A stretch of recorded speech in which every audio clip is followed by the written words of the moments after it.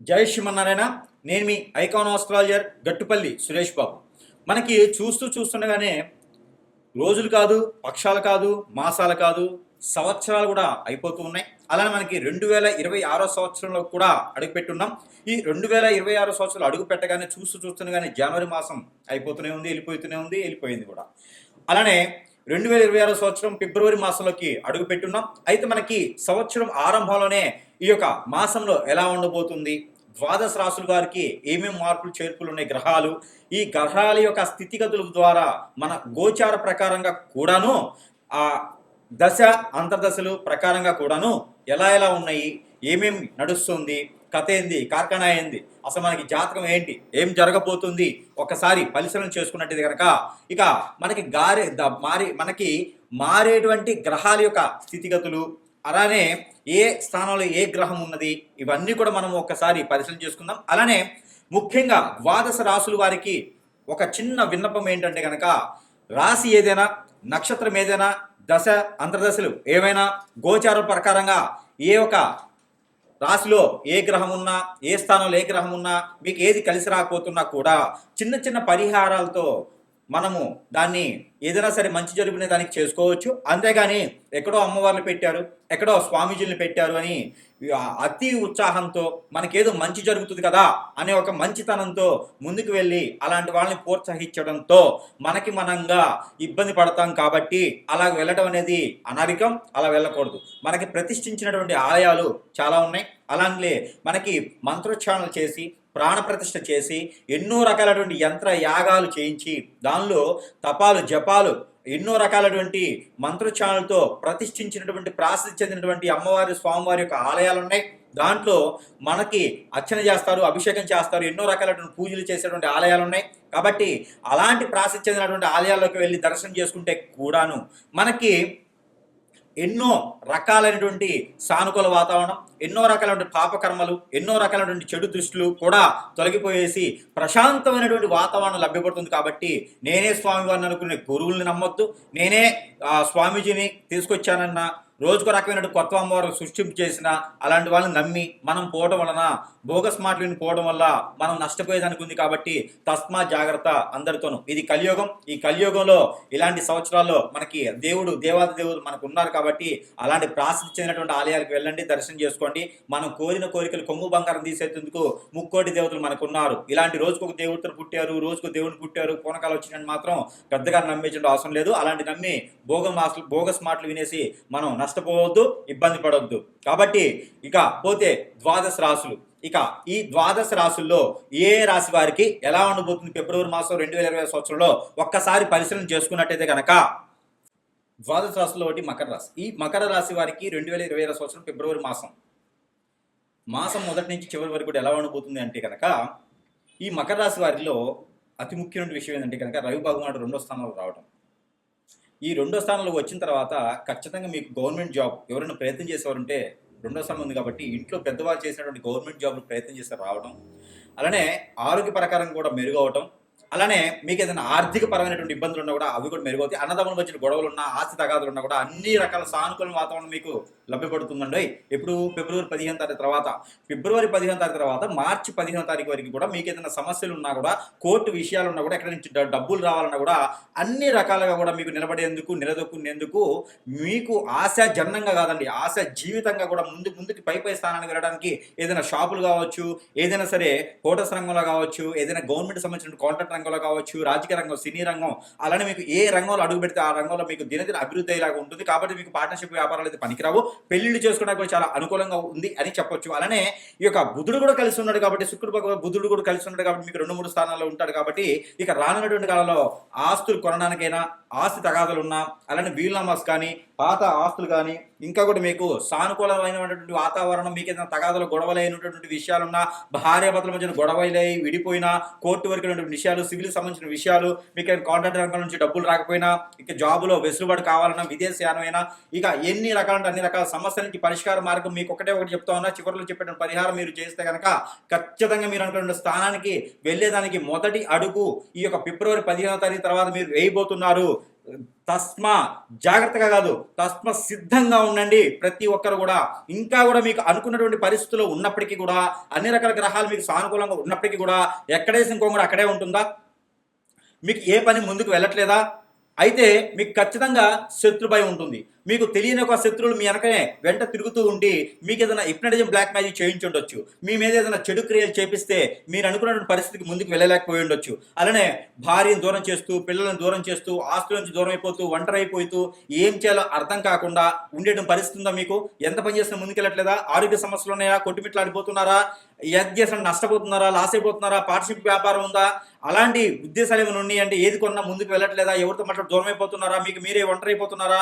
ఏదైనా negative thoughts వస్తాయా మీకు? కాకపోతే అయితే మీకు ఏదో మీ మీద ఏదో చెడు క్రియ జరిగింది, జాగ్రత్తగా ఉండాలి. సమీపంలో ఎక్కడైనా గురువు గారు చూపించుకుంటే మీకు పరిష్కార మార్గం అనేది చూపించబడుతుంది. కాబట్టి మీకు ఏదైనా చెడు క్రియ జరిగితే కనుక ఖచ్చితంగా జాతకంలో కనపడదు, జాతకంలో ఉండదు. దశాంత దశలు కావచ్చు, నక్షత్రం కావచ్చు, అలానే గోచార ప్రకారంగా కూడా అలాంటి మనకు తెలియదు. కాకపోతే మనకి ఫేస్ రీడింగ్ లో అయితే మాత్రం ఖచ్చితంగా మీకు ఏదో జరుగుతుందని మాత్రం తెలుస్తూ ఉంటుంది. కాబట్టి అలాంటి క్రియలు ఏమైనా జరిగినాయి అంటే మీకు సమీపంలో గురువు గారు చూపిస్తే మాత్రం తెలుస్తోంది. ఇక ఇంకా కూడా కావాలంటే కూడా సంప్రదించి చెప్పబడుతుంది. ఇంకా కూడా ఇలాంటి చెడు క్రియలకి మన దగ్గర వస్తువులు, సానుకూల వాతావరణం పడేందుకు వస్తువులు కూడా లభ్యపడుతున్నాయి. కాబట్టి సరసమైనటువంటి ధరల్లోనే మీ చెంతకే చేర్చేటువంటి సదవకాశాలు మన దగ్గర ఉన్నాయి. కాబట్టి ఎవరికైనా కావాలంటే సంప్రదించవచ్చు. అలానే ఈ చిన్న చిన్న పరిహారాలతో కూడా మీరు ఈ ఫిబ్రవరి మాసంలో అనుకున్నటువంటి స్థాయికి వెళ్ళేలా కనబడుతుంది. కాబట్టి ఈ చిన్న చిన్న పరిష్కార మార్గాలు చేసుకొని ఎక్కడైతే స్థానానికి వెళ్ళాలనుకుంటారో అది ఫిబ్రవరి మాసం 15వ తారీఖు తర్వాత మొదలు పెట్టండి. ఖచ్చితంగా అనుకున్నటువంటి స్థానానికి మీరు ఎదిగేదానికే ఉంటుంది. కాబట్టి ఆ మేర ప్రయత్నం చేసి అదృష్టవంతులు అవ్వండి. అయితే మీకు ఖచ్చితంగా ఈ సమస్య ఉంది అంటే కనుక ఈ రాశి వారు చేయవలసినటువంటి ఒక చిన్న పరిహారం ఏమిటంటే, ఈ రాశి వారు కనుక ఈ పరిహారం చేసుకున్నట్టయితే ఖచ్చితంగా ఉన్న సమస్య పూర్తిగా తొలగలేకపోయినా ఉపశమనం అయితే ఖచ్చితంగా లభ్యపడుతుందని చెప్పొచ్చు. అంటే గుడ్డిలో కన్నా మెల్లమేలు కదా, ఆ రకంగా అవుతుంది. కాబట్టి ఈ పరిష్కారం ఏంటంటే కనుక మీకు నిజంగా ఈ సమస్య ఉందంటే పరిష్కారం చేయండి. ఈ పరిహారం ఏంటంటే పసుపు 50 గ్రాములు, బియ్యం మనం రోజు తినేటువంటి బియ్యం 50 గ్రాములు, లవంగాలు 50 గ్రాములు తీసుకోండి. తీసి 3 కూడా బాగా కలపండి. మిక్సీకి వేయాల్సిన అవసరం లేదు, చేతితో కలపండి. కలిపి ఒక దగ్గర సేవ్ చేసుకోండి. దాన్ని 3 భాగాలు చేయండి. ఈ 3 భాగాలు ఏం చేయాలంటే ప్రతిరోజు కూడా మొదటి రోజు వైట్ క్లాత్, రెండో రోజు ఎల్లో క్లాత్, మూడో రోజు రెడ్ క్లాత్. ఇవి క్లాతులు బ్లౌజ్ పీస్లు అలా ఉంటాయి కదా, అలాంటి చిన్న క్లాతులు తెచ్చుకొని ఈ ఒక 150 గ్రాములు కలగలుపున్నారు కదా, 50 గ్రాములు, వీటిలో 3 భాగాలు చేసి ముందు రోజు వైట్ క్లాత్, తర్వాత రోజు ఎల్లో క్లాత్, మూడో రోజు రెడ్ క్లాత్. ఈ ఒక ముందు రోజు ఏం చేస్తారంటే వైట్ క్లాత్ 50 గ్రాములు వేసి ముడుపు కట్టేసి తల చుట్టూతా ఇలా ఎడం చేతులు పెట్టుకుని తల చుట్టూతా ఇలాగా క్లాక్ వైజ్గా 7 టైమ్స్ తిప్పండి. తల దగ్గర నుంచి ఇలాగా కాలు వరకు 7 టైమ్స్ తిప్పండి. ఆ తిప్పినటువంటిది పారేటువంటి నీటిలో కానీ పొదలుగా ఉన్న చెట్లలో కానీ వేసేసేయండి. రెండో రోజు కూడా సేమ్, మూడో రోజు కూడా సేమ్. ఇలా చేయండి. ఇలా చేయడం ద్వారా మీకు తెలిసి చేసినటువంటి నరదిష్టి, నరఘోష, శత్రుపీడ, శత్రుబాధ, అప్పుల బాధ, ఆరోగ్య సమస్యలు, అలానే కోర్టు వ్యవహారాలు, ఇంకా మీకు ఏదైనా అనేజీగా ఉంది, గ్రహరీత్య దోషాలు, ప్రకృతి నుంచి వచ్చే దోషాలు, మనకు తెలియక నవగ్రహాల నుంచి కాకుండా ఎవరైనా మన మీద చెడు క్రియలు చేపిస్తే కూడా కొంతమేర మీకు ఉపశమనం లభ్యపడుతుంది. ఎక్కడైనా సరే సమీప దూరంలో గురువు గారు ఉంటే సంప్రదించండి. ఆ గురువు కూడా దొంగ గురువులు అయితే మీరు మళ్ళీ మోసపోతారు. కాబట్టి ఇంకేదంటే కూడా నాలాంటి గురువులు చాలా మంది ఉంటారు, మంచి చేద్దామని ఒక సంకల్పంతో ఉండేవాళ్ళు ఉంటారు. కాబట్టి అలాంటి గురువుని సంప్రదిస్తే మీకు ఇంకా కూడా మంచి జరిగేదానికి అవకాశాలు ఉన్నాయి. కాబట్టి ఈ యొక్క చిన్న పరిహారం చేసుకొని అదృష్టవంతులు అవ్వచ్చు. అలానే ఈ రాశి వారు కనుక ఈ చిన్న పరిహారం చేసుకున్నట్టయితే ఖచ్చితంగా జీవితంలో ఎదిగేదానికి పేరు, ప్రఖ్యాత, హోదా, డబ్బు, పలుకుబడి అన్ని రావు. ఏదంటే ఉపశమనం మాత్రమే వస్తుంది. ఉపశమనం వచ్చిన తర్వాత మన మీద మనకి కాన్ఫిడెన్స్, మన మీద మనకి నమ్మకం కలిగితే మనకి వనరులు అప్పుడు వస్తాయి. అసలు పూర్తిగా ఊపిలో పడే కన్నా కొంచెం రోడ్డు మీదకి ఉంటే మనం ఎటు వెళ్ళాలని ఒక దారి దొరుకుతుంది. కాబట్టి పరిహారము వల్ల మీకేదో ఉపయోగపడుతుంది అని కాదు, మీకు వనరులు దొరకడానికి అయితే పనిచేస్తుంది. ఆ వనరు దొరికిన తర్వాత ఏదైనా సమీప దూరంలో ఉంటుంది గురువు గారు, ఆ గురువు గారు మంచోడే ఉండాలండి. మళ్ళీ మిమ్మల్ని నెత్తిని చేపెట్టి మోసం చేసే గురువులు, మిమ్మల్ని ఇప్పుడు చేసే గురువులు వద్దు. అట్లాంటి వాటి దగ్గరికి వెళ్ళకండి. రోజు 10 మంది గురువులు పుడుతున్నారు, ప్రతి ఒక్కరి దగ్గరికి వెళ్తే మనం పోతాం. అనవసరమైనటువంటి వాళ్ళు వెళ్ళొద్దు. అలాగా వెళ్ళి కొని తెచ్చుకోవద్దండి. వాడేవాడు చెప్తున్నాడు, ఈడోడు మాట్లాడుతున్నాడు, వాడి వల్ల అయితే ఈడి వల్ల అయితే అని చెప్పేసి ఉంగరాలు పెట్టుకున్నాడు, కిరీటం పెట్టుకున్నాడు అని చెప్పి వెళ్ళామనుకోండి, అలాంటి వాళ్ళు మనం ఇబ్బంది పడిపోతాం. పడిపోతాం అనమాట. అట్లా వెళ్ళకండి. చిన్న చిన్న పరిహారాలతో కూడా మీ పరిష్కార మార్గం ఉంటుంది. ప్రతి ఒక్కటి కూడా గుర్తుపెట్టుకోవాలి. కష్టపడితే మాత్రమే ఫలితం ఉంటుంది. ఊరకనే వచ్చేది అయితే ఏది మనకి దాకా రాదు. డబ్బులు ఊరికనే రావు. కాబట్టి ఈ చిన్న పరిహారం మీకోసం ఏమిటంటే, మీకు ఇప్పుడు సీజనే సమీప దూరంలో ఎక్కడైనా పొలాలు గట్రా ఉన్నా, లేదంటే ఎక్కడైనా మార్కెట్లో అమ్ముతూ ఉంటారు రేగిపళ్ళు. అందరికి తెలిసి ఉంటుంది కదా రేగిపళ్ళు. అవి పెద్దవా చిన్నవా మీడియం అని కాదు, రేగిపళ్ళు అయితే చాలు. ఆ రేగిపళ్ళు లేదా పచారీ షాప్స్లో, ఆయుర్వేద షాప్స్లో, పూజా సామాగ్రి షాప్స్లో అమ్ముతుంటారు. ఆ రేగిపళ్ళు చూర్ణం అని దొరుకుతుంది. అలాంటి ఏ రేగిపళ్ళు చూర్ణం అని తీసుకోండి. లేదా మీకు దొరికితే ఇంకా అదృష్టం ఏంటి తెలుసా అండి, రేగిపళ్ళ ఆకు. ఈ రేగిపళ్ళ ఆకు తెచ్చుకోండి. ఈ మూటలు ఏదో ఒకటి దొరకలేదంటే మెహందీ తెచ్చుకోండి. మరి ఇంకా అంతకన్నా దొరకలేదు కదా, మెహందీ తెచ్చుకొని అందరూ కూడా గోరండా పెట్టేసుకోండి. మెహందీ అంటే ఇప్పుడు దొరికేటువంటి పచారీ షాప్లో దొరికేటువంటి, మనకి ఫ్యాన్సీ షాపులో దొరికేటువంటి, బ్యూటీ పార్లర్ దొరికేటువంటి మెహందీ కాదు. కానీ ఇంక తప్పదు అనుకుంటూ ఆ మెహందీ తెచ్చుకొని పెట్టుకోండి. అందరూ శుక్రవారం రోజు పెట్టుకుంటే మీకు అన్ని రకాల చర్మ వ్యాధులు, నరదిష్టి, నరఘోష కూడా తగ్గుతుంది. మీ మీద ఏదైనా చెడు క్రియలు జరిగితే కూడా అవి కూడా పటాపంచలేకపోతాయి. ఇక మెహందీ లేకపోతే కనుక, మెహందీ పర్టికులర్గా కాదండి, రెండో ఆప్షన్ కోర్సు మీద.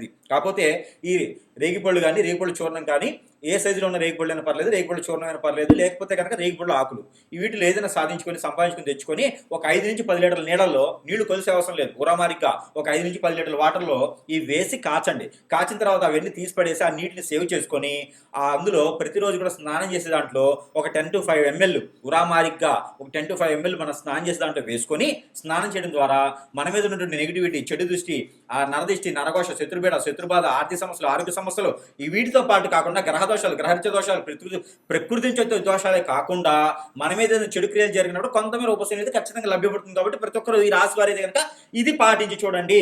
ఖచ్చితంగా మీకు ఏ పని అయితే జరగట్లేదో, ఆటంకం ఉందో అవన్నీ కూడా ఇలా చిటికలో తొలగిపోయేసి మీకు అన్ని రకాలుగా సానుకూల వాతావరణం లభ్యపడేదానికి సహకరిస్తుంది. కాబట్టి ఈ ఒక చిన్న పరిహారం చేసి అదృష్టవంతులు అవ్వచ్చు. అలానే మనకి ఈ రాశి వారికే కదా, ఈ రాశి వారు అయితే ఖచ్చితంగా ఈ పరిహారం చేసుకుంటే అదృష్టం మీ వదికే, అదృష్టం మీ సొంతమే అని కాదు. కాకపోతే మనకున్నటువంటి దారిద్ర్యానికి కొంతమేర ఉపశమనం అయితే లభ్యపడుతుంది. అది ఏమిటో తెలుసా అండి, ఇంట్లో మనము సాంబ్రాణితో ధూపం వేస్తుంటాం అప్పుడప్పుడు, తెలుసు కదా.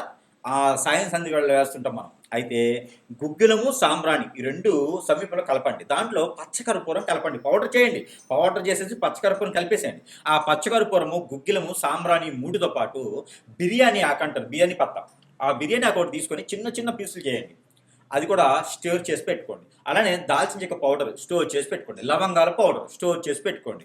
ఈ మూడు కూడా చిన్నగా మనకి చిటికెడు అంటారు, మనం బొట్టు పెట్టుకుంటాం కదా, అంత సుమారుగా ఈ గుగ్గిలము, సాంబ్రాణిలో పొగ వేస్తూ ఆ మూడు కూడా చిటికెడు చప్పును వేసి ఇంట్లో సాయం సంధ్యలో ధూపం వేయండి. ఇంకా చూడండి, ఇంట్లో ఉన్నటువంటి నెగిటివిటీ ఒకటే కాదండి, ఇంటికి ఎవరైనా చాదబడి చేయించినా, ఇంట్లో ఏదైనా అశాంతి లేకపోయినా, అశాంతి ఉన్నా, ప్రశాంతంగా లేకపోయినా, ఆర్థికంగా ఇబ్బంది ఉన్నా, నరదిష్టి, నరఘోష, డబ్బు రాకపోయినా, ఏ పని ముందుకెళ్ళిపోయినా, ఒకరికొకరు స్థుతులు లేకపోయినా, విడిపోయినా, ఇంట్లో అనేజీ, అన్ఫిట్ ఏది లేకపోయినా కూడా అసలు ఇంటికి వెళ్ళాలనిపించలేదు అనుకునే వాళ్ళకి కదా, ఇంట్లో వాస్తు బాగాలేకపోయినా, ఇంట్లో నెగిటివిటీస్ ఉన్నా, దెయ్యాలు, భూతాలు, పిచాచులు ఉన్నా, ఏ సమస్య ఉన్నా సరే, మన ఒంట్లో ఉన్నా, ఇంట్లో ఉన్నా, ఎలాంటిదైనా సరే, మనం ఆ ధూపం దగ్గర కూర్చొని అది మనం పేల్చకుండా ఇంటిలో పాలు ధూపం వేసుకుంటే కనుక సాయంత్రం 5 గంటల 20 నిమిషాల తర్వాత 7 గంటల 20 నిమిషాల్లో కనుక ధూపం ప్రతిరోజు వేసే వాళ్ళకైతే కనుక ఖచ్చితంగా వారికి అష్టైశ్వర్య ప్రాప్తి కలిగేలా ఉంది. కాబట్టి ఐశ్వర్య అంటే ఎవరో హీరోయిన్ కాదు, అంటే అష్ట దరిద్రాలు కాదు, అష్టైశ్వర్య అంటే మీకు ఎన్నో రకాలైనటువంటి సానుకూల వాతావరణం లభ్యపడేలా ఉంటుంది. కాబట్టి ఈ యొక్క చిన్న పరిహారం చేసుకోండి. ఆ సమయంలో సింహద్వారం తలుపు కూడా తీసి ఉంచండి. మీ ఇంట్లో ఎన్ని కిటికీలు ఉన్నాయో కిటికీలు కూడా తీసి ఉంచండి.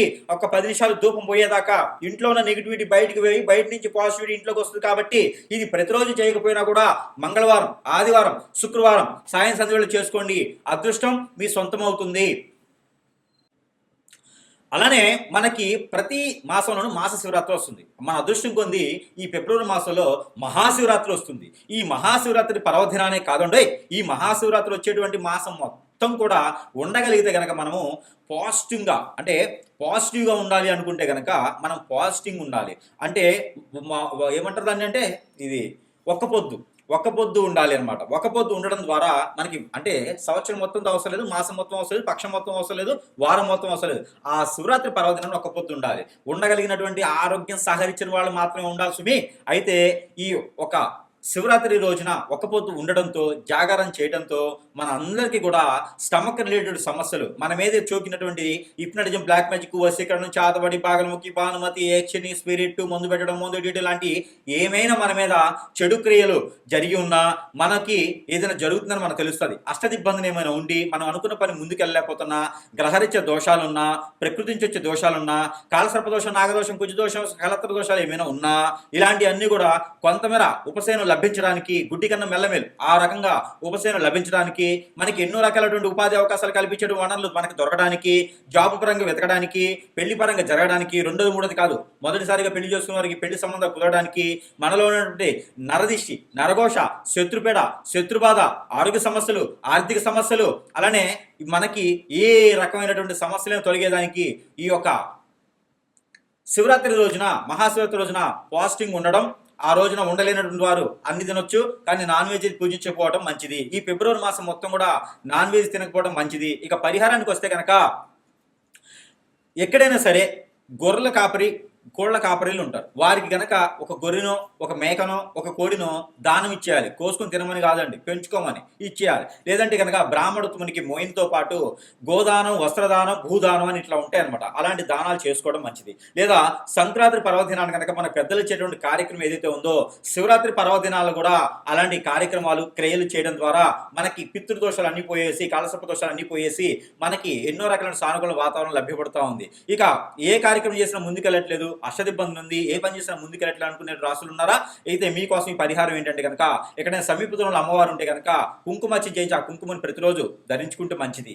అలానే ఎక్కడైనా స్వామివారి ఒక కళ్యాణం చేయించడం, ఇది లక్ష్మీనరసింహ స్వామివారి కళ్యాణం చేయించడం, శ్రీ వెంకటేశ్వర స్వామివారి నోము నోచుకోవడం, అలానే సత్యనారాయణ స్వామివారి వ్రతం చేసుకోవడం, లలిత సహస్రనామం ఇంట్లో పెట్టుకోవడం, హనుమాన్ మందిరంలో ఆకు పూజ చేయించడం, హనుమాన్ మందిరంలో శనివారం రోజున గారెలు దండిచ్చేసి మళ్ళీ నా గారెలు నాకు ఇవ్వమని అడగకుండా ఆ స్వామివారి సమర్పించుకోవడం, ఇలాంటి 5 నారికేళ్లను సుబ్రహ్మణ్య స్వామి సమర్పించుకోవడం, అలానే వినాయక స్వామివారికి గరికా బెల్లం పెట్టడం, ఆవుకి మనం ఏదైతే ఉందో ఆవు దానికి గోధుమ రొట్టెలు తినిపించడం, బెల్లం రాయాలి, ఉప్పు వేయకూడదు, ఉప్పు వేయకుండా బెల్లం రాసి తినిపించడం, ఇలాంటి పరిహారాలు ఏదైనా ఒకటి చేసుకున్నామా, ఇవన్నీ మీకు అవ్వలేదంటే కనుక ఏదైనా నది, వాగు, సెలయేరు, బ్రహ్మగుండం అలాంటి సముద్రం లాంటి ముక్కు మూసుకోకుండా మునక్కుండా, గురువు గారు చెప్పారు కదా అట్లే మునిగి పైకి లేకుండా ఉండకుండా కేవలం స్నానం చేసి వచ్చే గనక మనకి ఎన్నో రకాలటువంటి పరిహారాలు లభ్యపడతాయి. కాబట్టి వీటిల్లో ఏ ఒక్కటి చేస్తున్నప్పుడు అదృష్టం మీ సొంతం అవుతుంది. అలానే ఈ పరిహారాలన్నీ కూడా పాటించడం ద్వారా మీకు ఏనాటి శని బాధ కానీ, మీకు ఎప్పుడో పడిన దరిద్రం కానీ, మీకు ఎన్నో రకాల సానుకూల వాతావరణం లేకపోతే కూడా